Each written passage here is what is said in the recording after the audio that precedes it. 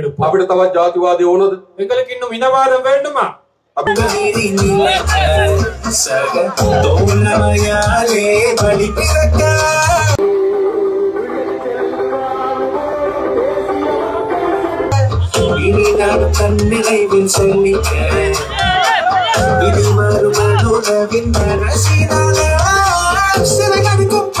ඒක යුනිවර්සිටි එකක් දාන්න හොඳයි නම් අපි ඒක කරමු. அதுல பல்கலைக்கழகம் ஒன்று போட வேணுமா இருந்தா அதுக்கு சப்போர்ட் பண்றோம். සංස්කෘතික මධ්‍යස්ථානයක් දාන්න ඕන නම් ඒක කරමු. கலாச்சார ஒரு மண்டபமாக அமைக்க வேண்டும் என்றால் அதற்கு ஆதரவு தெரிவிக்கும். හොඳයිනේ. நல்லமா. මෙහෙ විතරක් නෙවෙයි නුවරඑළිය මාලිගයටත් අපි ඒක කරමු. இங்கு மட்டுமல்ல நுவரெலியாவிலும் இருக்கு அதற்கும் அப்படித்தான் செய்வோம். අනුරාධපුරයකටත් ඒක කරමු. அனுராதபுரத்தில் இருக்கும் அதற்கும் அப்படித்தான் செய்வோம். මයංගණයකටත් ඒක කරමු. மையாங்கடையில் இருக்கு ஒன்று அதற்கும் அப்படித்தான் செய்வோம். කතරගමයකටත් ඒක කරමු. கதிர்காமத்தில் இருக்கு அதற்கும் அப்படித்தான் செய்வோம். මේ හැමතැනම ජනාධිපති මන්දිරය. அனைத்து இடங்களிலுமே ஜனாதிபதி மாளிகைகள். அவர் அவதார் කියලා ෆිල්ම් එකක් තිබ්බ නේද? அவதார் என்ற ஒரு படம் இருந்துச்சு பாத்தீங்களா? අවතාර කමලාෂන් හිටියේ අවතාර. அவதார் ඈ அவதார் අවතාර. දසවදාරම්. தசாவதார். ඒ වගේ තමයි ජනාධිපති. ආගම්වාද ඕනද? எங்களுக்கு மதவாதம் வேண்டுமா? ඒව අවශ්‍ය නැහැ. அவை எங்களுக்கு தேவையில்லை. යලි ජාතිවාදයට ආගම්වාදයට අපේ රටේ අපි ඉඩ දෙන්නේ නැහැ. மீண்டும் ஒரு முறை இந்த இனவாதத்திற்கு மதவாதத்திற்கு நாங்கள் இடமளிக்க மாட்டோம். අපේ දරු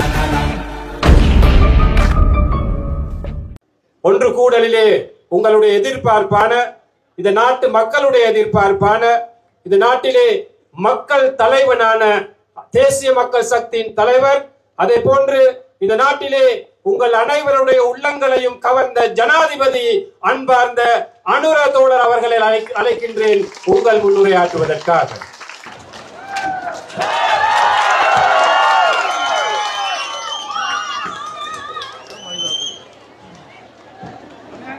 ගෞරවනීය අපේ හාමුදුරුවෝ වහන්සේලාගේ කුරුක්කල් තුමාලගේ අවසරයි. கௌரவமிக்க எமது பிக்கு மாரே அதே போன்று எமது கௌரவமிக்க மத தலைவர்களே அனைவருக்கும் வணக்கம். මේ අවස්ථාවට සම්බන්ධ වෙලා ඉන්න අපේ ප්‍රවාහන ඇමතුමා ඒ වගේම දීවර ඇමතුමා இந்நேரத்திலே கலந்து கொண்டிருக்கும் எமது அமைச்சர் நெடுஞ்சாலைகள் அமைச்சர் அதே போன்று கடற்தொழில் நீரியல் அமைச்சர் ඒ වගේම පාර්ලිමේන්තු මන්ත්‍රීවරුන් වන අපේ කුමරන් සහෝදරයා රාම් සහෝදරයා அதே போன்று பாராளுமன்ற உறுப்பினர்களான இளங்குமரன் රජීවන් සහෝදරයා ரஜீவன் தோழர் அவர்கள் භවනානන්දන් සහෝදරයා பவானந்தன் தோழர் அவர்கள் ඇතුළු සහභාගීලා ඉන්න අම්මලා තාත්තලා සහෝදර සහෝදරයන්ගේ අවසරයි. உள்ளிட்ட இங்கு கலந்து கொண்டிருக்கும் அனைவருக்கும் வணக்கம். පළමු කොටම තමුන්නාන්සේලා සියලු දෙනාටම අපි ස්තුතිවන්ත වෙනවා. පහුගිය මහා මැතිවරණයේදී මේ යාපනයේ දිස්ත්‍රික්කයේ මේ ප්‍රදේශවල විශාල ජනතාවක් අප කෙරෙහි විශ්වාසය තබලා ඡන්දය දුන්නා. முதற்கண் இங்கு கூடியிருக்கும் இந்த மக்களுக்கு பொதுவாக யாழ்ப்பாணத்தில் இருக்கும் மக்களுக்கு இந்த கடந்த தேர்தல்களிலே தேசிய மக்கள் சக்தியின் வெற்றிக்காக பாடுபட்டு கஷ்டப்பட்டு எங்களுக்கு ஒத்துழைப்பை வழங்கிய தொடர்பாக அனைத்து மக்களுக்கும் இந்த நேரத்திலே நன்றியை தெரிவித்துக் கொள்கின்றேன். ඒ ඡන්දය ජාතික ජනබලවේගයේ ආණ්ඩුවක් හදන්න විතරක් ඉවහල් වුණු උපයෝගී වුණු ඡන්දයක් නෙවෙයි. அந்த வாக்கு என்பது தேசிய மக்கள் சக்தியின் ஒரு அரசாங்கத்தை அமைப்பதற்காக மட்டும் வழங்கிய ஒரு வாக்கு அல்ல. තමුන්නාන්සේලා ඡන්දය දීලා අපේ മന്ത്രിවරු ගණනාවක් පාර්ලිමේන්තුවට ඇරියා. ඒක අපේ ආණ්ඩුව හදන්න ශක්තියක්. நீங்கள் வாக்களித்து பாராளுமன்ற உறுப்பினர்களை பாராளுமன்றத்திற்கு அனுப்பி ஒரு அரசாங்கத்தை அமைப்பதற்காக ஒத்துழைப்பு வழங்கினீர்கள். அது எமக்கு பெரிய ஒரு சக்தி ஆகியது. හැබැයි ඊට වඩා ලොකුම ශක්තිය තමයි අපේ රටේ ජනතාව එකතු කරන්න තමුන්නාන්සේලා ඡන්දය දුන්නා. அதையும் விட மிகப்பெரிய சக்தி தான் இந்த நாட்டிலே மக்கள் அனைவருமே ஒன்று சேர்ப்பதற்காகவும் அந்த வாக்களித்துள்ளீர்கள். அதுதான் மிகப்பெரிய சக்தியாக நாங்கள் இந்த தேர்தல் முடிவுகளிலே காண்கின்றோம். ලංකාවේ පළමු වතාවට ආණ්ඩුවක් හැදුනා. උතුරේ ජනතාවද දකුණේ ජනතාවද නැගෙනහිර ජනතාවද කඳුකරේ ජනතාවද සියලු ජනතාවගේ විශ්වාසය දිනාගත්තු ආණ්ඩුවක්. இலங்கையிலே முதல் தடவையாக ஒரு அரசாங்கம் அமைக்கப்பட்டது. இலங்கையிலே வாழ்கின்ற வடமாகாண மக்கள், தென் மாகாண மக்கள், கிழக்கு, மேற்கு, மலையகம் இவ்வாறான அனைத்து மாகாணங்களையும் பகுதிகளையும் ஒன்று சேர்த்த ஒரு அரசாங்கம் தான் இம்முறை. දශක ගණනාවක් අපේ රටේ මොන වගේ දේශපාලනයක්ද තිබුණේ? பல வருட காலமாக, பல தசாப்தங்களாக எமது நாட்டில் எவ்வாறான ஒரு அரசாங்கம் இருந்தது. උතුරේ වෙනම දේශපාලනයක්, දකුණේ වෙනම දේශපාලනයක්, කඳුකර නැගෙනහිර වෙනම දේශපාලනයක්. ඒ විදිහට තමයි දේශපාලනය තිබුණේ. வடக்கிலே ஒரு தனியான அரசியல், தென்பகுதியிலே இன்னொரு தனியான அரசியல், மலையகம் அல்லது கிழக்கு, மேற்கு தனித்தனியான அரசியல் தான் காணப்பட்டதாக இருந்தது. අපේ රටේ පැරණි දේශපාලකයෝ අපේ ජනතාව බෙදන දේශපාලනයක හිටියේ. எமது நாட்டிலே பழைய அரசியல்வாதிகள், எங்களுக்கு முன்னிருந்த அரசியல்வாதிகள் மக்களை பிரித்துத்தான் அரசியலை செய்தார்கள். ඒක කොච්චර බෙදුවද කියනවා නම් යුද්ධයක් ඇති වෙනකම් බෙදුවා. எவ்வளவு பிரித்தாலும் கொள்கையை கடைபிடித்தார்கள் என்று கூறினால் ஒரு யுத்தம் உருவாகும் அளவுக்கு மக்களை பிரித்தாலும் கொள்கையை உட்படுத்தினார்கள். ඒ නිසා අපේ පරම්පරාව යුද්ධ කරගත්තා. ஆகவே எமது பரம்பரை யுத்தம் செய்து கொண்டார்கள். අපේ පරම්පරාව සැකය, අවිශ්වාසය, ක්‍රෝධය, වෛරය වපුරලා ජීවත් වුණා. எமது அந்த காலகட்டம் என்பது, எமது பரம்பரை என்பது சந்தேகம் அல்லது எதிர் மனப்பான்மை இவ்வாறான பல்வேறுபட்ட அந்த முரண்பாடுகளோடு தான் நாங்கள் வாழ்ந்து கொண்டிருந்தோம். අපිට තවත් බෙදෙන්න ඕනද? எங்களுக்கு இன்னும் பிரிய வேண்டுமா? බෙදෙන්න ඕනද? பிரிய வேண்டுமா? අපි ලංකාවේ පළමු වතාවට ආණ්ඩුවක් හැදුනා. ජනතාව බෙදෙන එක වළක්වලා ජනතාව එකතු වෙන දේශපාලනයකට ආණ්ඩුවක් හැදුනා. இலங்கை வரலாற்றிலே நாங்கள் முதல் தடவையாக ஒரு அரசாங்கத்தை அமைத்தோம். மக்களை பிரிப்பதற்கு பதிலாக மக்களை ஒன்று சேர்க்கும் ஒரு அரசாங்கத்தை நாங்கள் அமைத்தோம். මේ ගම්වලට මීට කලින් රාජ්‍ය නායක ජනාධිපතිවරු ඇවිල්ලා තියෙනවද? இந்த பகுதிகளுக்கு அரசாங்கத்திலே பெரிய அதிகாரிகள் அல்லது ஜனாதிபதி போன்றவர்கள் இதற்கு முன் வருகை தந்திருக்கின்றார்களா? ஏன் அது? බෙදුණු ආණ්ඩුවක් තියෙනකොට එහෙමයි. ஒரு பிரிந்திருக்கும் அரசாங்கம் இருக்கும் போது அப்படித்தான். හැබැයි දැන් තියෙන්නේ බෙදීම අවසන් කරපු එකතු කරන ආණ්ඩුවක්. ඒ නිසා තමයි අපි වැලි වැටිතුරේට ඇවිල්ලා මේ දහස් ගණන් අම්මලා තාත්තලා සහෝදර සහෝදරයන් හම්බ වෙන්නේ. இன்று இருப்பது மக்களை பிரிப்பதற்கு பதிலாக மக்களை ஒன்று சேர வைக்கும் ஒரு அரசாங்கம். ஆகவே தான் நாங்கள் இன்று வெல்வெட்டி துறைக்கும் வந்து உங்களை நாங்கள் சந்தித்து இவ்வாறு கதைக்கின்றோம். මේ හයිය මේ එකතු වීම අපි යලි වෙන් වෙන්න ඉඩ දෙනවද? இவ்வாறு நாங்கள் ஒன்று சேர்ந்ததை மீண்டும் ஒரு முறை பிரிப்பதற்கு அளிப்போமா? අපි ඈත් වෙනවද? நாங்கள் இன்னும் ஒதுங்குகிறோமா? අපි ඔක්කොම එකතු වෙන්න ඕන. இல்லை, நாங்கள் அனைவருமே ஒன்றாக சேர வேண்டும். මම මේ සැරේ අයවැය ලේඛනයට දානවා අලුත් යෝජනාවක්. இம்முறை வரவு செலவு திட்டத்திற்கு தோழர் புதிய ஒரு யோசனை போடுகின்றாராம். අපේ රටේ හැම වෙලාවම තියෙන්නේ අපි එකිනෙකාට වෙනස් වූ උත්සව. நாங்கள் அனைவருக்குமே இந்த நாட்டிலே வாழ்கின்ற ஒவ்வொரு சாரார், ஒவ்வொரு இனத்திற்கு இருப்பது வெவ்வேறான விழாக்கள், வைபவங்கள். தைப்பொங்கல் உற்சවය දෙමළ ජනතාව හින්දු ජනතාව සමරනවා. தைப்பொங்கல் இந்து தமிழ் மக்கள் கொண்டாடுகிறார்கள். වෙසක් උත්සවය බෞද්ධ ජනතාව සමරනවා. விசாக் பண்டிகை பௌத்தர்கள் கொண்டாடுகிறார்கள். ක්‍රිස්තියානි ජනතාව නත්තල් සමරනවා. கிறிஸ்தவர்கள் நத்தாரை கொண்டாடுகிறார்கள். ඉස්ලාම් ජනතාව රාමසාන් සමරනවා. இஸ்லாமியர்கள் ராமசானை கொண்டாடுகிறார்கள். හැබැයි දෙමළ, සිංහල, මුස්ලිම්, බෞද්ධ, හින්දු, කතෝලික, ඉස්ලාම් අපි ඔක්කොම එකතු වෙලා සමරන දිනයක් ඕනේ නැද්ද අපිට? ஆனால் சிங்களவர், தமிழர், முஸ்லிம் என்ற வேறுபாடு இல்லாமல், பௌத்தம், இந்து, கத்தோலிக்க, இஸ்லாமியர் என்ற வேறுபாடு இல்லாமல் நாங்கள் அனைவருக்குமே ஒன்றாக சேர்ந்து கொண்டாட வேண்டிய ஒரு விழா வேண்டுமா வேணாமா? අපි සැලසුම් කරලා තියෙනවා. ඔක්තෝබර් මාසයේ මේ සියලු ජනපජාවන්ගේ සංස්කෘතීන්, ආහාර රටා, ජීවන රටාව, ඒ වගේම අඳින පළඳින රටා, මේ ඔක්කොම එකට එකතු කරලා සංගීතය, නාට්‍ය, කවි මේ ඔක්කොම එකතු කරලා ජාතියේ මහා මංගල්‍ය අපි ලෑස්ති කරලා තිබෙනවා. ஆகவே இந்த நாட்டிலே இருக்கும் அனைத்து மக்களுடைய ஒன்று சேர்வினால் அக்டோபர் மாதத்திலே, அதாவது இந்த நாட்டில் அனைத்து மக்களுடைய கலாச்சாரம், பண்பாடு, பழக்க வழக்கங்கள், உடை அலங்காரங்கள் அல்லது உணவுப் பொருள் தயாரிப்பு, உணவு கலாச்சாரம், இவை அனைத்துமே ஒன்று சேர்த்த ஒரு விழாவை நடத்துவதற்காக நாங்கள் திட்டமிட்டு இருக்கின்றோம். අපි ඈත්ලා හිටියට අපේ දරුවන්ට ඈත්ලා ඉන්න දෙන්න හොඳ නැහැ. நாங்கள் கடந்த காலங்களிலே பிரிந்திருந்தாலும் எமது பிள்ளைகளுக்கு அந்த பிரிப்பதற்கான சூழலை நாங்கள் உருவாக்க கூடாது. අපේ પરම්පරාව යුද්ධ කරගත්තට අපේ දරුවන්ගේ પરම්පරාවට යුද්ධ කරගන්න ඉඩ දෙන්නේ නැහැ. எமது பரம்பரை யுத்தம் செய்தாலும் எமது பிள்ளைகளுக்கு ஒரு யுத்தத்தை ஏற்படுத்த நாங்கள் கூடாது. උතුරේ දකුණ නැගෙනහිර සියලු දරුවන් එකට එකතු වෙන රාජ්‍යයක් බවට මේ රාජ්‍ය අපි පත් කරනවා. வடக்கு, தெற்கு, கிழக்கு, மேற்கு என்ற அனைத்து பகுதிகளிலுமே உள்ள பிள்ளைகளை ஒன்று சேர்க்கும் ஒரு தேசிய விழாவாக நாங்கள், தேசிய அரசாங்கத்தின் முடிவுகளாக இதை நாங்கள் முன்னெடுப்போம். ලංකාවේ පළමු වතාවට ආණ්ඩුවක් හැදුනා පොඩි මිනිස්සුන්ගේ ආණ්ඩුවක්. இலங்கை வரலாற்றிலே முதல் தடவையாக சாதாரண மக்களுடைய ஒரு அரசாங்கம் அமைக்கப்பட்டிருக்கின்றது. එහෙම නෙවෙයිද? அப்படி இல்லையா? මීට කලින් ආණ්ඩුව හැදුනේ ලොකු පවුල් වලින්. இதற்கு முன் அரசாங்கங்கள் அமைந்தது பெரிய பெரிய பணக்கார வர்க்கத்தின் அந்த தேவைக்கேற்ப அவர்கள் தான் தலைவர்கள். තාත්තා අගමැති, අම්මා අගමැති, දුව ජනාධිපති. அப்பா பிரதமர், அம்மா பிரதமர், மகள் ஜனாதிபதி. එහෙමනේ. அப்படித்தானே? අයියා ජනාධිපති, මල්ලි ජනාධිපති. அண்ணாவும் ஜனாதிபதி, தம்பியும் ஜனாதிபதி. මාමා ජනාධිපති, බෑනත් ජනාධිපති. மாமா ஜனாதிபதி, மருமகன் ஜனாதிபதி.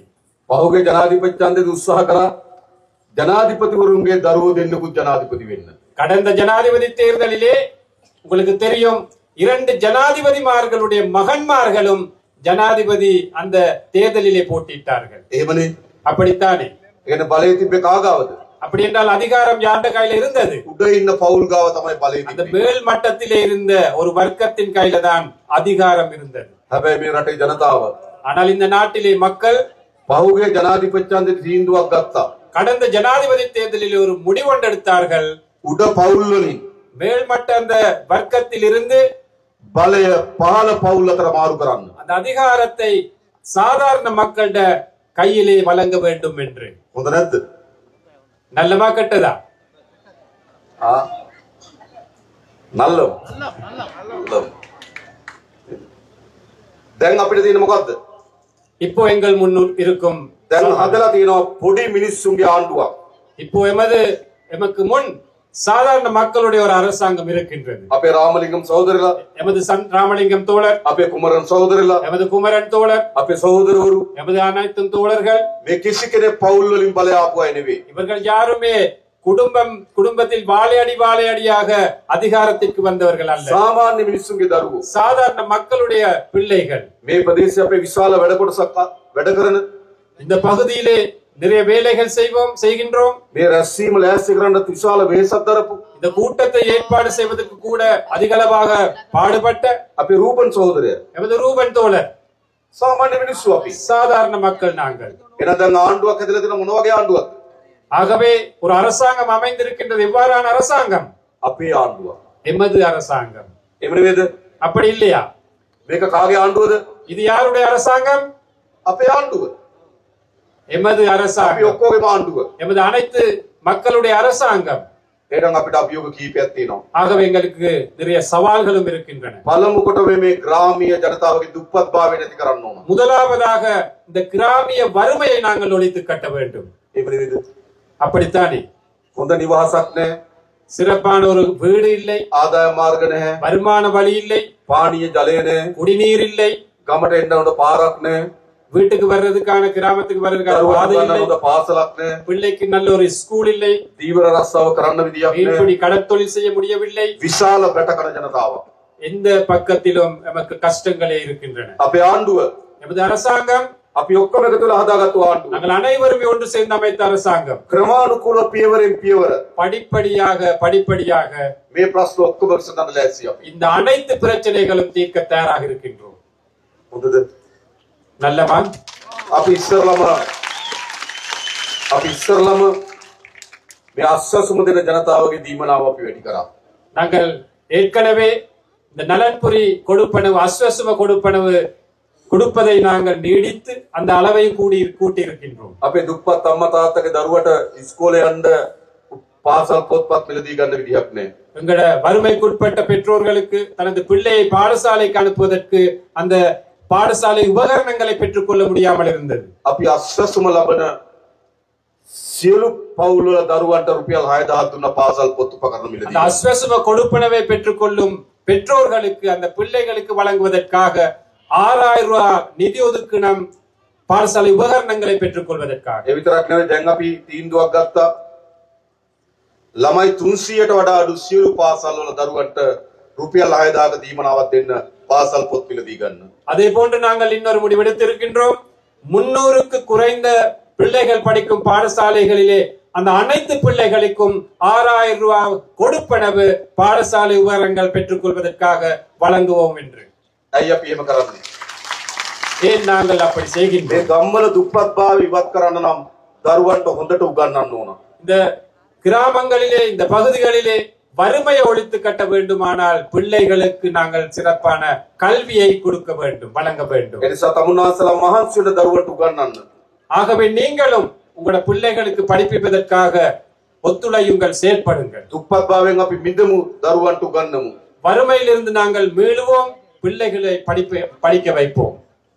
අපි තීන්දුවක් අරන් තියෙනවා සියලු පාසල් වල ගුරු පුරප්පාඩු ඉවත් කරලා විශේෂයෙන්ම මේ අවුරුද්දේ අපි අලුතෙන් ගුරුවරු බදව ගන්නවා පුරප්පාඩු වලට. அதே போன்று நாங்கள் இன்னொரு முடிவெடுத்திருக்கின்றோம். அனைத்து பாடசாலைகளிலும் ஆசிரியர் பற்றாக்குறையை நிவர்த்தி செய்து புதிய ஆசிரியர்களை நாங்கள் நியமனம் வழங்க பெற்றுக்கொண்டு சிறப்பான இந்த கல்வியை முன்னுக்கு கொண்டு போவதற்காக. අපේ දිසාපතිතුමා ඉන්නවා, එතුමා දන්නවා ගුරු හිගේ තියෙන පාසල් අපිට කියන්න අපි ගුරුවරු එවන්නම්. நமது மாவட்ட செயலாளர் இருக்கின்றார் இங்கே. நீங்கள் கூறுங்கள் ஆசிரியர் பற்றாக்குறை உள்ள பாடசாலைகள் எங்கே இருக்கின்றன என்று நாங்கள் ஆசிரியர்களை நாங்கள் அனுப்புகின்றோம். විතරක් නෙවෙයි අපි යාපනයේ පුස්තකාලේ තවත් දියුණු කරන්න ඕන.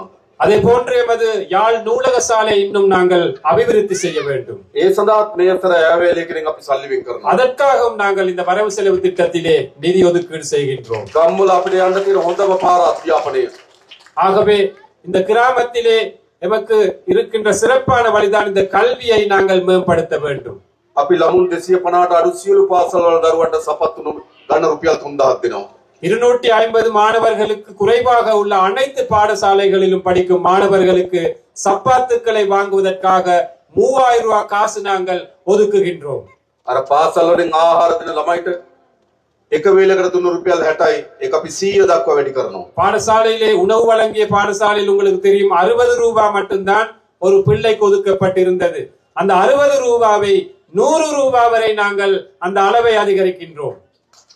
චීන රජය අපිට එකඟ වෙලා තියෙනවා සියලු දරුවන්ට නොමිලේ ලබන අවුරුද්දේ ඇඳුම් ලබා දෙන්න. சீன அரசாங்கம் ஒத்துக்கொண்டிருக்கின்றார்கள். இந்த வருடத்திலே வழங்கியதை போன்று அடுத்த வருடத்திலும் பாடசாலை சீருடைகளை இலவசமாக வழங்குவது. ඒ නිසා අපි වැඩිම වේස දරනවා දරුවන්ට උගන්වන්න. ஆகவே நாங்களும் மிகவும் கஷ்டப்படுகின்றோம் பிள்ளைகளின் கல்வி தரத்தை உயர்த்துவதற்காக. ලෑස්තිරි දරුවන්ට උගන්වන්න. நீங்கள் தயாரா பிள்ளைகளை படிப்பிப்பதற்கு? අපි සහාය දෙන්න. நாங்கள் ஆதரவு கொடுக்கின்றோம். ඒ විතරක් නෙවෙයි අලුත් දරුවන්ට අපි රස්සා දෙන්නත් උනා. அதே போன்று புதிதாக படித்து வெளியேறும் பிள்ளைகளுக்கு மாணவர்களுக்கு நாங்கள் தொழில் வாய்ப்புகளை வழங்க வேண்டும். අපි සැලසුම් කරලා තියෙනවා මේ යාපනයේ දිස්ත්‍රික්කයේ අලුතෙන් කර්මාන්ත පුර 3ක් ඉදි කරන්න. அதே போன்று நாங்கள் எதிர்பார்க்கின்றோம் இந்த வட மாகாணத்திலே புதிய தொழில்பேட்டைகள், கைத்தொழில் மையங்கள் 3 அமைப்பதற்கு. අංගසතුරේ, காங்கேசன்துறை, பரந்தன், සහ මාංගුලම්. மாங்குளம். අලුත් කර්මාන්ත පුර 3ක් ඇති කරනවා. 3 புதிய தொழில் பேட்டைகள் அல்லது பொருளாதார மையங்களை நாங்கள் அமைக்க திட்டமிட்டிருக்கின்றோம். අපි විදේශගත ශ්‍රී ලාංකිකයන්ට ආරාධනා කරන වගේ ආයෝජනය කරන්න ඉන්න කියලා. நாங்கள் அழைக்கின்றோம் வெளிநாடுகளில் இருக்கும் இலங்கையர்களுக்கு, புலம்பெயர் இலங்கையர்களுக்கு அவற்றில் முதலீடுகள் செய்ய வாருங்கள் என்று. වැඩියෙන්ම මේ පළාත් වල ජීවත් වෙන තරුණයන්ගේ අපේක්ෂාව රට අත්හැරලා යන එක.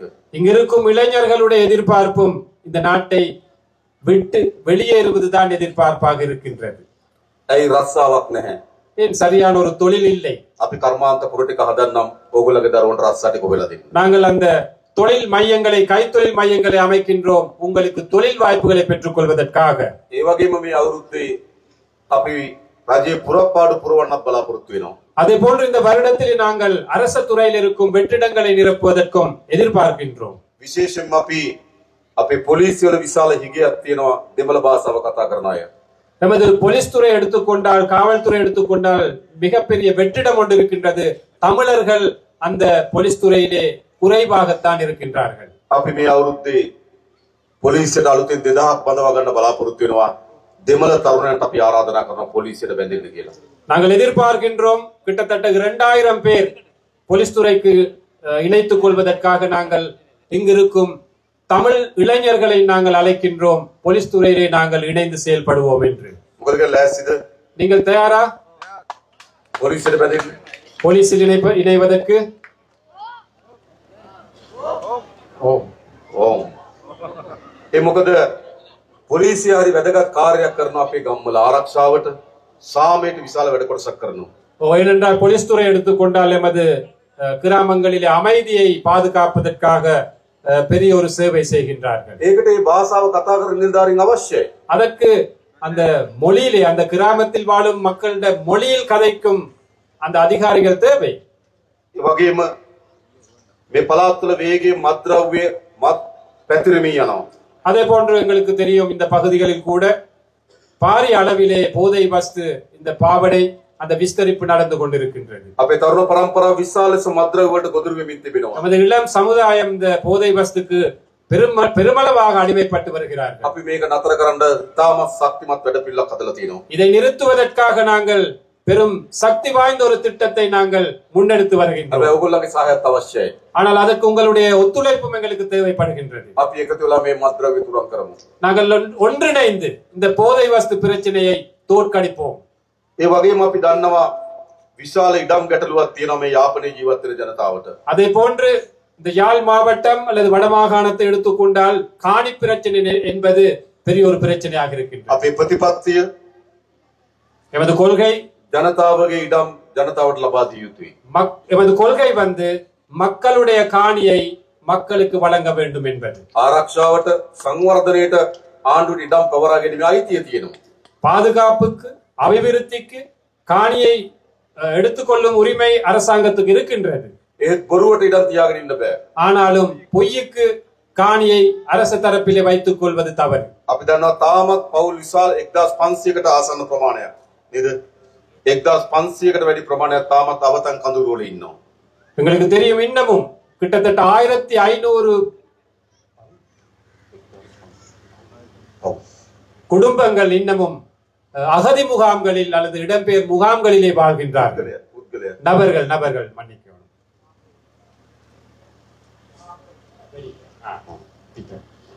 ඒ නිසා ඒගොල්ලන්ට අපි ඉක්මනින්ම තමන්ගේ වාසස්ථාන ලබා දෙන්න කටයුතු කරනවා. ஆகவே அவர்களுக்கும் நிரந்தரமான வீடுகள் வீட்டு வசதிகளை செய்து கொடுப்பதற்காக நாங்கள் முடிவெடுத்திருக்கின்றோம். අපි ඉඩම් ගැටලුව විසඳන්නම්. நாங்கள் காணி பிரச்சனை தீர்க்கின்றோம்.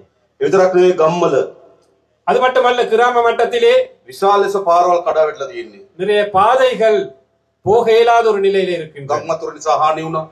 வெள்ளப்பெருக்கு பிரச்சனை இருக்கின்றது. කාලයක් තිස්සේ නඩත්තු නොකරපු නිසා හානි වෙලා நீண்ட තියෙනවා. நாட்களாக அந்த பாதை பராமரிக்கவில்லை. අපි අද දිස්ත්‍රික් සංවර්ධන කමිටුවක් ඇදෙව්වා. நாங்கள் இன்று மாவட்ட அபிவிருத்தி குழு கூட்டத்தை கூட்டினோம். ඒදී අපි මාර්ග සංවර්ධන අදාළ නිලධාරීන්ගෙන් ඇහුවා කීයක් ඕනද පාරවල් හදන්න මේ අවුරුද්දේ හදන්න පුළුවන් ගාන කියන්න.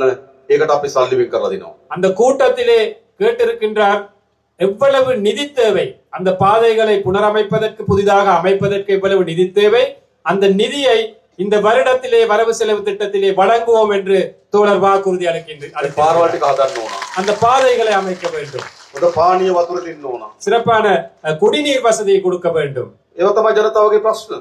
அவைதான் மக்களுடைய பிரச்சனைகள். දැන් අපි ආණ්ඩුවක් හදලා තියෙනවා මොකටද? நாங்கள் ஒரு அரசாங்கத்தை அமைத்திருக்கின்றோம். எதற்காக? ජනතාවගේ ප්‍රශ්න විසඳන්න ආණ්ඩුවක්. மக்களுடைய பிரச்சனைகளை தீர்ப்பதற்கான அரசாங்கம். ජනතාවගේ ආණ්ඩුවක් மக்களுடைய அரசாங்கம் අපි හදලා තියෙනවා. நாங்கள் அமைத்திருக்கின்றோம். අපි දන්නවා දැන් කාලාන්තරයක් තිස්සේ உங்களுக்கு தெரியும் நீண்ட நாட்களாக මේ උතුරු මුහුද இந்த வடமாகாண இந்த கடற்பரப்பு විශාල දීවර ගැටලුවක් තියෙනවා. பெரும்பான்மையான மீன்பிடி கடற்தொழில்களுடைய பிரச்சனைகள் காணப்படுகின்றன. අපේ දීවර ජනතාව එකේ විශාල ලෙස බැට කනවා.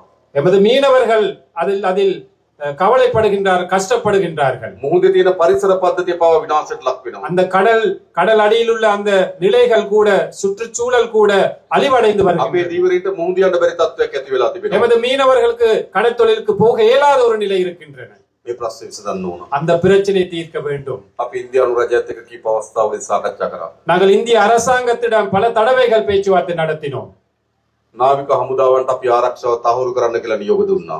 கடற்படைக்கு எமது கடற்பரப்பிலே பாதுகாப்பை வலுப்படுத்த வேண்டும் என்ற அந்த கட்டளை நாங்கள் விட்டிருக்கின்றோம். ද පියවරෙන් පියවර படிப்படியாக படிப்படியாக මේ දීවරයන් මුහුණ දී තිබෙන ගැටලුව අපි විසඳන්න කටයුතු කරනවා. இந்த கடற்தொழிலாளர்கள் மீனவர்கள் முகம் கொடுக்கும் பிரச்சனைகளை நாங்கள் தீர்ப்போம். මේ මුහුද තමුන්වහන්සේලාගේ මුහුද. இந்த கடற்பரப்பு என்பது உங்களுடைய கடல். මාළු අල්ලන්න අයිතිය තියෙන තමුන්වහන්සේලාට. மீன் பிடிக்கும் உரிமை இருப்பது உங்களுக்கு. ඒ අයිතිය අපි තහවුරු කරන්න ඕන. அந்த உரிமையை நாங்கள் உறுதிப்படுத்த வேண்டும்.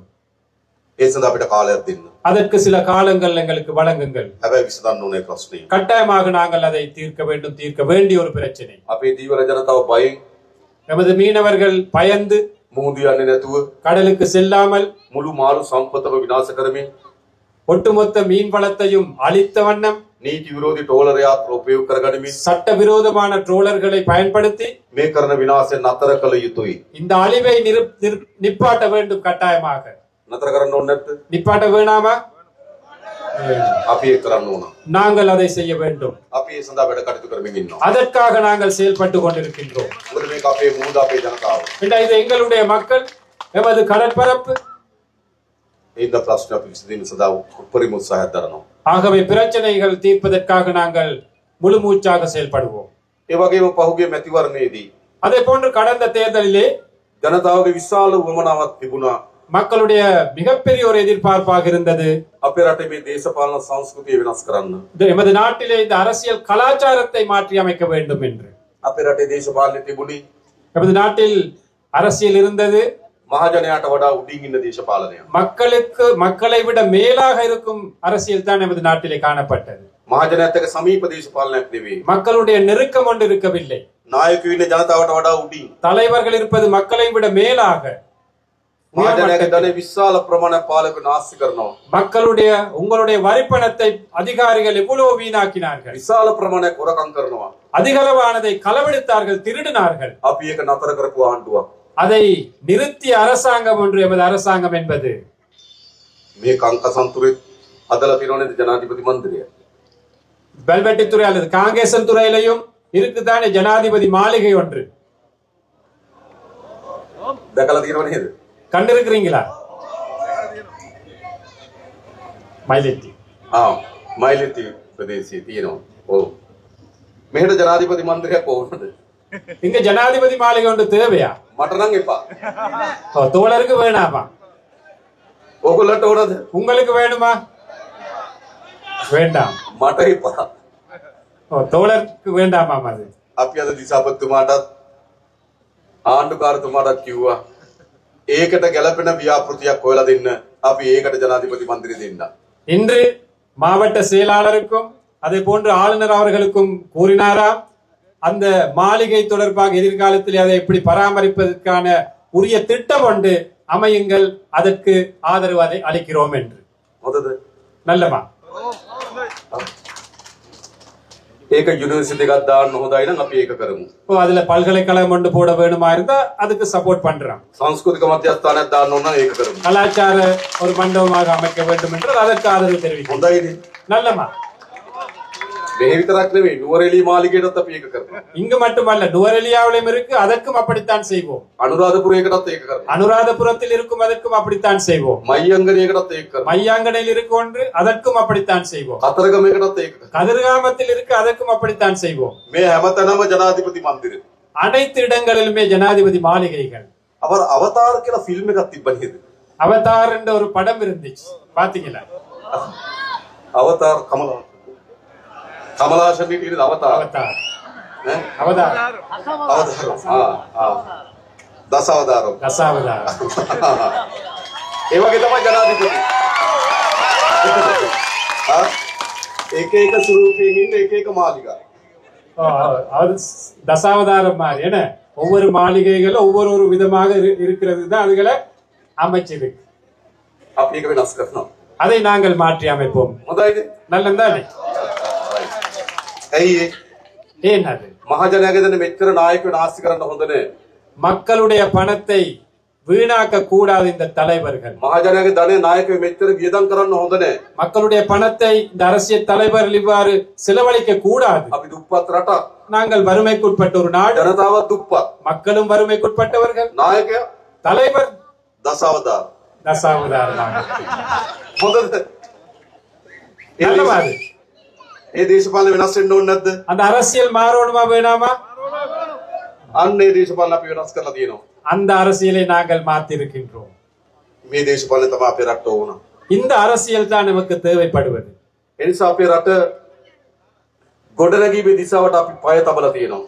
ஆகவே இந்த நாட்டை அபிவிருத்தி செய்யும் அந்த பயணத்தை நாங்கள் ஆரம்பித்திருக்கின்றோம். විශේෂයෙන් මේ උතුරු පළාත ඉලක්ක කරගත්තු සංවර සැලසුම් ගණනාවක් අපි සැලසුම් කරලා තිබෙනවා. விசேடமாக இந்த வடமாகாணத்தை இலக்காக வைத்த பல்வேறு அபிவிருத்தி திட்டங்களை நாங்கள் முன்னெடுக்க මම திட்டமிட்டிருக்கிறோம். කලින් කිව්වා වගේ කර්මාන්ත කලාප 3ක්, ஏற்கனவே கூறியதை போன்று தொழில் மையங்கள் 3, ඒ වගේම සංචාර කර්මාන්ත දියුණු කරන්න සැලසුමක්, அதே போன்று சுற்றுலாத்துறை வளர்ப்பதற்கான திட்டம், ඒ වගේම අපි හඳුනාගෙන තියෙනවා මේ උතුරු පළාතේ පොල් වගා කරන්න පුළුවන් අක්කර 40000ක් තියෙනවා කියලා. அதே போன்று நாங்கள் கண்டறிந்திருக்கின்றோம் இந்த வடமாகாணத்திலே தென்னை பயிர் செய்யக்கூடிய 40,000 ஏக்கர் காணிகள் இருக்கின்றது என்று. මේ අයවෙන් අපි ඒකට සල්ලි වෙන් කරනවා. இந்த வரவு செலவு திட்டத்திலே அதற்காகவும் நாங்கள் நிதி ஒதுக்கீடு செய்கின்றோம். වගා කරන්න කැමති අයට அதில் பயிரிடக்கூடிய அந்த விருப்பமானவர்களுக்கு පොල් පැල දෙන, தென்னம்பிள்ளைகள், බිම සකස් කරගන්න මුදලක් දෙන, அந்த நிலத்தை செய்வதற்கான பணம், පොහොර දාන්න මුදලක් දෙනනම් අපි. பசலையிடுவதற்காக நிதி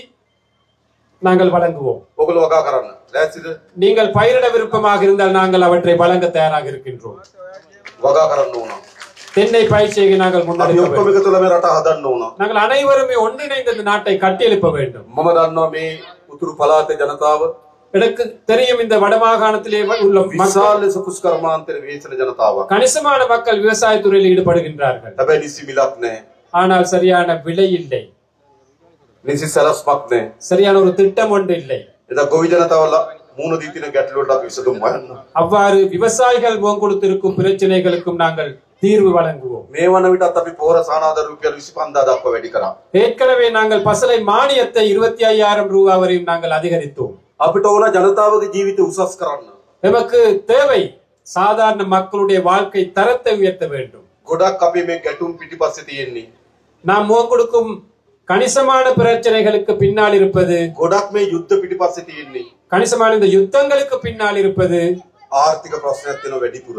பொருளாதார பிரச்சனை தான் கூடிய பாகம் இருக்கின்றது. එතන මේ ආර්ථික ප්‍රශ්නට අපි උත්තර හොයන්න ඕන. ஆகவே இந்த பொருளாதார துறை வளர்க்கும் அந்த பிரச்சனைகளுக்கு தீர்வு காண வேண்டும். ඒකට අපි සැලසුම් හදලා තියෙනවා. அதற்கு நாங்கள் திட்டங்களை அமைத்திருக்கின்றோம். ඒ වගේම භාෂාව. அதே போன்று மொழி உரிமை. අපි ප්‍රධාන වශයෙන් සිංහල දෙමළ භාෂාව කතා කරන ජන කණ්ඩායම් දෙකක් ඉන්නවා. பிரதானமாக இந்த நாட்டிலே தமிழ், சிங்களம் என்ற மொழிகளை கலைக்கும் மக்கள் இருக்கின்றோம். ඒ හැම පුරවැසියෙකුටම அந்த அனைத்து பிரஜைகளுக்கும் තමන්ගේ භාෂාවෙන් රාජ්‍යත් එක්ක ගනුදෙනු කරන්න දෙන අයිතිය හදන්න ඕන. தனது தாய்மொழியிலே அரசாங்கத்துடன் தொடர்பு கொள்ளும் அந்த உரிமையை ஏற்படுத்த வேண்டும். තමන්ගේ භාෂාවෙන් පොලිසියට ගිහලා පැමිණිල්ලක් කරන්න අවස්ථාව තියෙන්න ඕන. தனது தாய்மொழியிலே போலீஸுக்கு போய் ஒரு முறைப்பாட்டை செய்வதற்கான உரிமை இருக்க வேண்டும். ඒ නිසා මේ භාෂාවෙන් ඇති වී තිබෙන අසමානතාවය අපි විසඳිය යුතුයි. ஆகவே இந்த மொழி ரீதியாக இந்த பிரிவினை நாங்கள் இல்லாதொழித்து ஒழிக்க வேண்டும். ඒ නිසා තමයි මම කලින් කිව්ව ඔබගේ දරුවන් පොලිසියට බන්ධන්න. ஆகவேதான் முதல்ல சொன்ன தோழர், உங்களுடைய இந்த இளம் சக்திகள் போலீஸ் துறையில අපි ඊළඟ රජයේ රස්සාවලට ගන්නකොට ඔබගේ දරුවන් ඒවට බැඳින්න. அரச துறையில் ஆட்களை சேர்க்கும் போது உங்களோட பிள்ளைகளை அவற்றுக்கு இணையுங்கள். ඒ දෙමළ භාෂාවෙන් කතා කරන රාජ්‍ය සේවයක් අපිට අවශ්‍යයි. ஏனென்றால் தமிழ் மொழியிலே கலந்து அந்த கதைக்கும் அரச துறை ஒன்று எங்களுக்கு இந்த வடக்கிலே தேவைப்படுகின்றது. ඒක අපි හදන්න සැලසුම් කරලා තියෙනවා. அதை அமைப்பதற்கு நாங்கள் திட்டமிட்டு இருக்கின்றோம். ඒ වගේ ඊළඟ වැදගත් அதே போன்று இன்னொரு முக்கியமான விஷயம், අපේ ආගමික අයිතීන් පිළිබඳ සාධාරණත්වයක් තියෙන්න ඕන. எமது மத ரீதியான உரிமைகள் எங்களுக்கு பெற்றுக் கொள்வதற்கான அந்த சூழல் அமைய வேண்டும். මෙතන අපේ නායක හමුදුර වැඩ සිටිනවා. எமது நாயக்க தேரர் அவர்கள் இருக்கின்றார்கள். අපේ කුරුක්කොල් තුමාලා වැඩ සිටිනවා. எமது குருக்கள் அவர்கள் வருகை தந்திருக்கின்றார்கள். අපි අතර ගැටුමක් තියෙන්න ඕනද? எமக்கிடையே ஒரு போட்டி முரண்பாடு ஒன்று இருக்கணுமா? ආගම අපේ විශ්වාසය. மதம் என்பது எமது எதிர்பார்ப்பு, நம்பிக்கை. එක්කෙනෙකුට කියන්න බෑ උඹ මේ විශ්වාසය අත්තරපන් කියලා. யாருக்குமே வற்புறுத்த இயலாது அந்த நம்பிக்கையை கைவிட வேண்டும் என்று. ඒ එකිනෙකාගේ විශ්වාසය අපේ විශ්වාසයට ගරු කරන්න ඕන.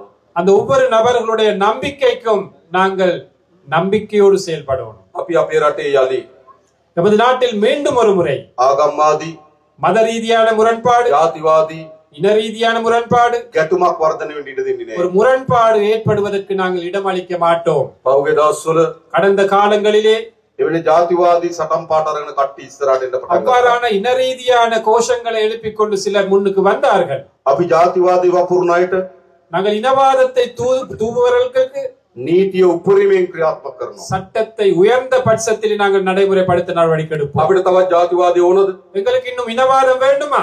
අපිට ආගම්වාද ඕනද? எங்களுக்கு மதவாதம் வேண்டுமா? ඒව අවශ්‍ය නෑ. அவை எங்களுக்கு தேவையில்லை. යලි ජාතිවාදයට ආගම්වාදයට අපේ රටේ අපි ඉඩ දෙන්නේ නෑ.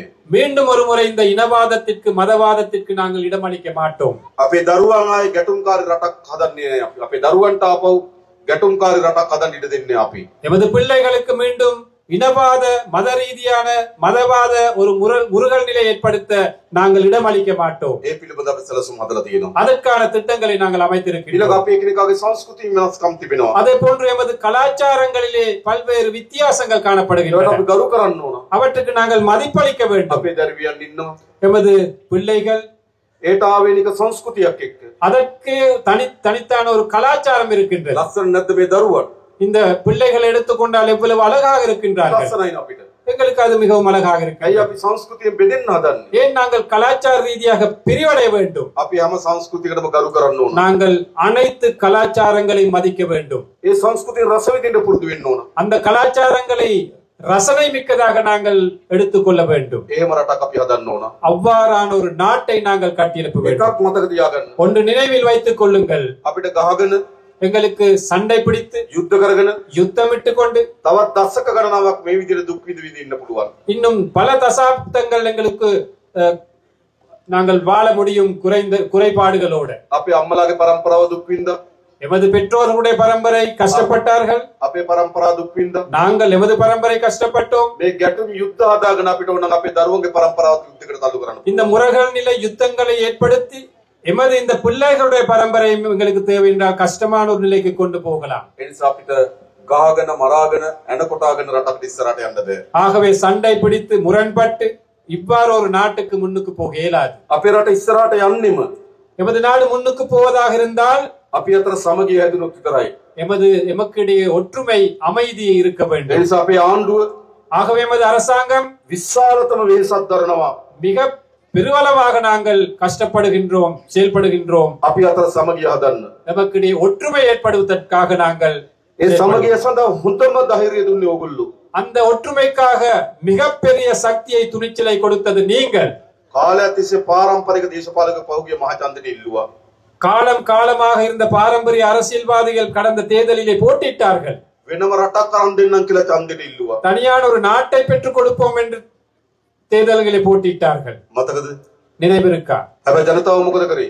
ஆனால் மக்கள் என்ன செய்தார்கள்? වෙනම රටක් දෙන්නම් කියපු අය, தனியான நாட்டை பெற்றுக் கொடுப்போம் என்று පෞලවර්ග දේශපාලනය කරපු අය, குடும்ப வாயிலாக அரசியல் செய்தவர்கள் ඒ ප්‍රතික්ෂේප කරලා அவர்களை நிராகரித்து விட்டு මේ යාපනයේ දිස්ත්‍රික්කයේ අපිට ජයග්‍රහණය අරන් දුන්නා. இந்த யாழ் மாவட்டத்திலே எமக்கு வெற்றிகளை பெற்றுக் கொடுத்தார்கள். ඒකෙන් කියන්නේ මොකද්ද? இதன் செய்தி என்ன? இதனால் கூறுவது என்ன? ජනතාව කැමති එකතු වෙන්න. மக்கள் அனைவருமே ஒன்றாக சேர்ந்து வாழ விரும்புகிறார்கள். ජනතාව ගාව ජාතිවාදී නෑ. மக்கள் மத்தியிலே இனவாதம் இல்லை. ජනතාව ගාව ආගම්වාදී නෑ. மக்கள் மத்தியிலே மதவாதம் இல்லை. හැබැයි දේශපාලකයා ගාව තියෙනවා. ஆனால் அரசியல்வாதிகள் மத்தியிலே இருக்கின்றது அந்த அனைத்தும். ඕකයි ප්‍රශ්නේ උනේ. அதுதான் பிரச்சனையாக இருந்தது. උතුරේ දකුණේ வடக்கிலும் தெற்கிலும் දේශපාලකයන්ගේ පැවැත්ම උනේ ජාතිවාදය. அரசியல்வாதிகள் இருப்பாக காணப்பட்டது இனவாதம். දැනුත් නැවත නැවත දකුණේ ඉසෝසුවන්න උත්සාහ කරනවා. மீண்டும் தென்பகுதியிலே இனவாதம் தலை தூக்க சில செயற்பாடுகள் போகின்றன. දේශපාලකයන්ට ජාතිවාදය ඕන. அரசியல்வாதிகளுக்கு இனவாதம் தேவை. ජනතාවට ඕන ජාතිවාදී. மக்களுக்கு இனவாதம் தேவையா? ජනතාවට ඕනද? மக்களுக்கு தேவையா? අපිට ඕන මොකද්ද? எங்களுக்கு தேவை என்ன? ජාතික සමගිය ඕන. தேசிய ஒற்றுமை தேவை எங்களுக்கு. අපි එකතු වෙමු. நாங்கள் அனைவரும் ஒன்று சேருவோம். ආණ්ඩුවක් හදලා තියෙනවා. ஒரு அரசாங்கத்தை அமைத்திருக்கின்றோம். අපි ඔක්කොගේම ආණ්ඩුවක්. எமது அனைத்து மக்களுடைய ஒரு அரசாங்கம். මේ වැලිවැටතුරේ இந்த வெல்வெட்டி துறையில் මේ ජනතාවට වඩා இந்த மக்களை விட වෙනස් පවුල් වලින් අපි ආණ්ඩුව හදපු අය නෙවෙයි. வேறு குடும்பங்களால குடும்ப பின்னணிகளால் அரசாங்கத்தை அமைத்தவர்கள் அல்ல நாங்கள். අපි තමුන්නාසලා වගේමයි. நாங்களும் உங்களை மாறித்தான். නැද්ද එහෙම? அப்படி இல்லையா? இது අපේ ආණ්ඩුවක් මේක. அப்ப இது எங்களுடைய அரசாங்கம். අපි මේ රට වෙනස් කරමු. நாங்கள் இந்த நாட்டை மாற்றி அமைப்போம். අලුත් යුගයකට ගෙනියමු. புதிய ஒரு யுகத்திற்காக நாங்கள் கொண்டு போவோம். තමුන්නාසලා අපි කරේ තිබුණු විශ්වාසය ஆகவே எம் மீது வைத்த நம்பிக்கை අපි විඳින්නේ නෑ. நாங்கள் ஒருபோதும் சிதைக்க மாட்டோம். මතක තියාගන්න. நினைவில் வைத்துக் கொள்ளுங்கள். හැමදාම අපේ රටේ දේශපාලකයෝ எப்பொழுதும் எமது நாட்டு அரசியல்வாதிகள் ජනතාවගේ විශ්වාසය බිඳිනවා. மக்களது எதிர்பார்ப்பை சிதைத்தார்கள். අපි මේ විශ්වාසය බිඳින්නේ නෑ. நாங்கள் ஒருபோதும் உங்களுடைய நம்பிக்கைக்கு சீர்குலைக்க மாட்டோம், நம்பிக்கை சிதைக்க மாட்டோம். තමුන්නාසලා ඉතාමත් දිගු පියවරක් තිබුවා. நீங்கள் நீண்ட ஒரு பயணத்திற்காக அடி வைத்தீர்கள். ඉතාමත් වැදගත් පියවරක් තිබ්බා. மிக முக்கியமான ஒரு அடி வைத்தீர்கள். ඉතාමත් විශිෂ්ට පියවරක් තිබ්බා. ஒரு விசேடமான ஒரு முடிவை எடுத்தீர்கள். එකතු වෙන්න ඕන කියලා තීන්දුවක් ගත්තා. ஒன்று சேர வேண்டும் என்ற அந்த முடிவை எடுத்தீர்கள். බෙදුනක ඇති කියලා තීන්දුවක් ගත්තා. பிரிந்தது காணும் என்ற முடிவை எடுத்தீர்கள். පෞගිය මහමැතිවරණ ප්‍රතිඵල වලින් පෙන්වන්නේ මොකද්ද? கடந்த பாராளுமன்ற தேர்தல் பெருபேரில் காட்டுவது என்ன? බෙදනවා වෙනකොට එකතු වෙන්න ඕන කියලා. பிரிப்பதற்கு பதிலாக நாங்கள் ஒன்று சேர வேண்டும் என்பது. එකතු කරන්න අපිට පුළුවන් කියලා විශ්වාසය හදුවා. அதை இணைக்க எமக்கு முடியும் என்ற நம்பிக்கை ஏற்படுத்தினீர்கள். අපි ඒ විශ්වාසය රකින්නවා. அந்த நம்பிக்கை நாங்கள் பேணுவோம். මෙරටේ හොරකම නතර කරනවා. இந்த நாட்டின் ஊழலை, திருட்டை நாங்கள் நிறுத்துவோம். නාස්තිය නතර කරනවා. வீண் விரயத்தை நிறுத்துவோம். හොරකම් කරපු අයට දඬුවම් දෙනවා. திருடியவர்களுக்கு தண்டனை கொடுப்போம். මොකද කියන්නේ? என்ன சொல்றீர்கள்? ඕනද නැද්ද? நல்லமா கெட்டதா? ඕනද නැද්ද? தேவையா இல்லையா? අවශ්‍යයි. தேவை தேவை. අපේ රටේ දරුවට විදින ඉන්ජෙක්ෂන් එකෙන් හොරකම් කරලා எமது பிள்ளைகளுக்கு குழந்தைக்கு ஏற்றும் ஊசியிலே களவெடுத்திருந்தால், බාල බෙහෙත් ගෙනල්ලා தரக்குறைவான மருந்துகளை இறக்குமதி செய்திருந்தால், ඉස්පිරිතාලේ හදනකොට ඒකෙන් හොරකම් කරලා வைத்தியசாலைகளில் இருந்து களவெடுப்பதாக இருந்தால், පාර හදනකොට ඒකෙන් හොරකම් කරලා வீதியை அமைக்கும் போது அதிலிருந்து களவெடுத்திருந்தால், කෝටි ගණන් ධනෙ එක්රැස් කරගෙන යන දේශපාලකයෝ கோடிக்கணக்கான நிதியை அரசியல்வாதிகள் ஒன்று சேர்த்திருக்கின்றார்கள். ඒ ගැන පරීක්ෂණ කරන්න ඕනේ නැද්ද? அது தொடர்பாக விசாரணை நடத்த வேண்டுமா வேண்டாமா? දඬුවම් දෙන්න ඕනේ නැද්ද? தண்டனை வழங்க வேண்டுமா வேண்டாமா? අන්නේ දඬුවම් දෙන ආණ්ඩුව තමයි ජාතික ජනබලවේගය. அவ்வாறு தண்டனை வழங்கும் அரசாங்கம் தான் தேசிய மக்கள் சக்தி அரசாங்கம். දැන් දූෂණයට සම්බන්ධ වෙන අය එක්කම එකතු වෙලා இப்போது அந்த ஊழல் மோசடிகளிலே தொடர்புடைய அனைவரும் ஒன்று சேர்ந்திருக்கின்றார்கள். පහුගිය මැතිවරණ වේදිකාවේදී கடந்த அரசியல் மேடையிலே ගොඩක් වේදිකාවලට බෙදිලා හිටියා. பல மேடைகளிலே பிரிந்திருந்தார்கள். සමහර අය කොළ පාට වේදිකාවේ, சிலர் பச்சை மேடையிலே, සමහර අය කහ පාට වේදිකාවේ, சிலர் மஞ்சள் மேடையிலே, සමහර අය දුගුරු පාට වේදිකාවේ, இன்னும் சிலர் அந்த சிவப்பு மேடையிலே ඡන්දෙදි බෙදිලා හිටියා. தேர்தலிலே பிரிந்திருந்தார்கள். දැන් මොකද වෙන්නේ? இப்போ என்ன நடக்குது? අන්න ඊයේ සාකච්ඡා තියලා එකතු වෙන්න நேற்று அவர்கள் கலந்து ஆலோசிக்கின்றார்கள் ஒன்று சேர்வதற்காக. බලනකොට කවුද? யார் அதில் இருப்பவர்கள்? එක්කෙනෙක් මහ බැංකුවට ගහලා, ஒருவர் மத்திய வங்கியை கொள்ளையடித்தவர், තව කෙනෙක් ඕස්ට්‍රේලියාවේ සුද්දෙක් රවට්ටලා, இன்னொருத்தர் ஆஸ்திரேலியாவில் ஒரு வெள்ளை அந்த குடிமகனை ஏமாத்தியவர், තව කෙනෙක් අනිත් තෙල් වලින් විද් ගහලා, இன்னொருத்தர் எரிபொருளால களவெடுத்தவர். දැන් මොකද වෙලා තියෙන්නේ? இப்போ என்ன நடந்திருக்கின்றது? ඒගොල්ලෝ ඔක්කොම එකතු වෙලා මොකටද? இந்த அனைவரும் ஒன்று சேர்ந்து இருக்கிறார்கள். எதற்காக? බේරෙන්න. தப்புவதற்காக, அதிலிருந்து தப்புவதற்காக. හැබැයි ඒගොල්ලෝ එකතු වුණාට ජනතාව අපි එකතු වෙලා ඉන්න තාක්කල් ඒගොල්ලන්ට මේ වැඩේ කරන්න බෑ. அவர்கள் ஒன்று சேர்ந்தாலும், மக்கள் என்ற அடிப்படையில் நாங்கள் ஒன்று சேர்ந்து இருக்கும் வரையும் அவர்களுடைய எதிர்பார்ப்பை நிவர்த்தி செய்ய முடியாது. ඒගොල්ලෝ උත්සාහ කරන්නේ එකතු වෙලා පරීක්ෂණ කරන එක නතර කරන්න. அவர்கள் முயற்சிப்பது அவர்கள் ஒன்று சேர்ந்து இந்த விசாரணைகள் நடத்துவதை நிப்பாட்டுவதற்காக. එකතු වෙලා දඬුවම් දෙන එක වළක්වන්න. ஒன்று சேர்ந்து தண்டனை கொடுப்பதை நிப்பாட்டவே அவர்கள் முயற்சிக்கிறார்கள். හැබැයි උඩ ඒගොල්ලෝ එකතු වුණාට அவர்கள் மேல் மட்டத்திலே ஒன்று சேர்ந்தாலும் බිම ජනතාව එකතු වෙලා ඉන්නේ අද මේ ආණ්ඩුවත් එක්ක. கீழ் மட்டத்திலே மக்கள் ஒன்று சேர்ந்திருப்பது இந்த அரசாங்கத்துடன். ඒ නිසා මේ දූෂිතන දඬුවම් දීමේ වැඩේ අපි කරනවා. ஆகவே நாங்கள் இந்த ஊழல் மோசடியாளர்களுக்கு தண்டனை வழங்கும் அந்த செயற்பாட்டை கட்டாயமாக நாங்கள் முன்னெடுப்போம். අන්න එහෙම ආණ්ඩුවක් මේ හැදලා තියෙනවා. அவ்வாறான ஒரு அரசாங்கம் தான் அமைந்திருக்கின்றது. දැන් එනම් මොකද කරන්න ඕන? ஆகவே இப்போது என்ன செய்ய வேண்டும்? අපි ඔක්කොම එකතු වෙමු. நாங்கள் அனைவரும் ஒன்றாக சேர்ந்து විශ්වාසය තබමු. நம்பிக்கையோட අත්නොයර ඉස්සරහට යමු. கைவிடாமல் முன்னோக்கி போவோம். අපි හරියට සැලසුම් හදලා நாங்கள் சரியான முறையில் திட்டமிட்டு අවුරුදු කීපයක් අත්තරින් නැතුව වැඩ කරමු. பல வருட காலமாக நாங்கள் தொடர்ச்சியாக வேலை செய்வோம். අපි මේ රට දියුණු රටක් බවට පත් කරන්න පුළුවන්. நாங்கள் இந்த நாட்டை ஒரு அபிவிருத்தி அடைந்த நாடாக மாற்றலாம். නැවත දූෂිතයන්ට, மீண்டும் ஊழல் மோசடியாளர்கள், නැවත හොරුන්ට, மீண்டும் திருடர்களுக்கு, නැවත අපරාධකරුවන්ට மீண்டும் குற்றவியல் செய்பவர்களுக்கு මේ රට ඉඩක් දෙන්න එපා. ஒரு போதும் இடமளிக்க வேண்டாம் இந்த நாட்டிலே. ආයි ගේනවද? மீண்டும் ஒரு முறை அவங்களை நாங்கள் ගේනවද? பாராளுமன்றத்துக்கு கொண்டு வருவோமா? නෑ මේක වෙනස් කරමු අපි. ஆமாம், நாங்கள் இதை மாற்றி அமைப்போம். ඒ වෙනුවෙන් අපි හැමදෙනාම එකතු වෙමු. நாங்கள் அனைவரும் இதற்காக ஒன்றுபடுவோம். අපිට විශාල සතුටක් තියෙනවා. நமக்கு மிகப்பெரிய ஒரு மகிழ்ச்சி இருக்கின்றது. මේ වැලිවැඩි තුරේ இந்த வெல்வெட்டி துறையிலே මේ දහස් ගණනක් අම්මලා තාත්තලා එකතු වෙලා இந்த ஆயிரக்கணக்கான பெற்றோர்கள் இணைந்து අපිට සවන් දෙන්න අවිලා තියෙනවා. எம்மை செவிமடுப்பதற்காக අපිට வந்திருக்கிறீர்கள். කතාබහ කරන්න අවිලා තියෙනවා. எம்மோட கலந்தாலோசிப்பதற்கு வந்திருக்கிறீர்கள். අපි විශ්වාස කරලා තියෙනවා. எம்மை நம்பி வந்திருக்கிறீர்கள். මේක සතුටේ ගොඩක්. இது மிகவும் மகிழ்ச்சியாக இருக்கின்றது. බොහොම ස්තුතියි හැමදෙනාටම. அனைவருக்குமே மிகவும் நன்றி. நன்றி வணக்கம். நன்றி வணக்கம் என்று கூறிக்கொண்டு தோழர் விடைபெறுகின்றார்.